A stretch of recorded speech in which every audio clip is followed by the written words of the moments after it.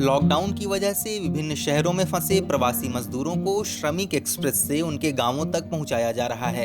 हालांकि ये कवायद अब विवादों से घिर गई है। तंगहाली की मार झेल रहे मजदूरों से रेल किराया वसूलने के आरोपों से सरकार घिर गई है। कांग्रेस ने इसे लेकर जोरदार हमला बोला है। पार्टी अध्यक्ष सोनिया गांधी के मजदूरों का रेल भाड़े के भुगतान किए जाने के ऐलान के बाद भाजपा नेता सरकार के बचाव में उतर आए और कहा कि मजदूरों से किराया वसूलने के आरोप गलत हैं। इस बीच स्वास्थ्य मंत्रालय में संयुक्त सचिव लव अग्रवाल ने भी कहा कि मजदूरों से कोई किराया नहीं वसूला गया है। रेल टिकट का 85% रेलवे और 15% राज्य सरकारों को वहन करना है। रेलवे और राज्य सरकारों ने विचार विमर्श के बाद ही ट्रेनों को चलाने का फैसला किया है। कांग्रेस नेता राहुल गांधी ने ट्वीट कर सरकार को घेरा। उन्होंने कहा कि एक तरफ रेल मंत्रालय पीएम केयर्स फंड में 151 करोड़ का चंदा दे रहा है, वहीं रेलवे गरीब मजदूरों से टिकट किराया वसूल रहा है। जरा यह गुत्थी समझाइए।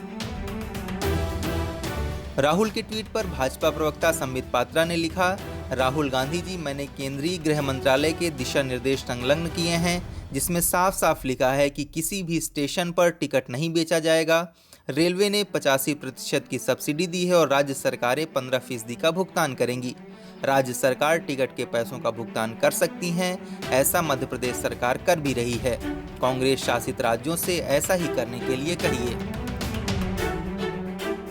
लेकिन आपको बता दें कि भाजपा के दावों और रेल मंत्रालय के आदेश में कई विरोधाभास दिखाई दे रहे हैं।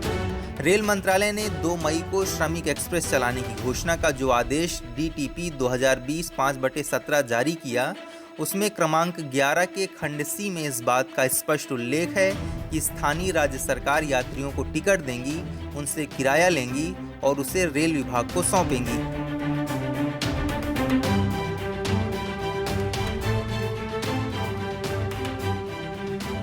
PIB ने भी जो सूचना जारी की उसमें केवल यह कहा गया है कि किसी स्टेशन पर टिकट की बिक्री नहीं होगी।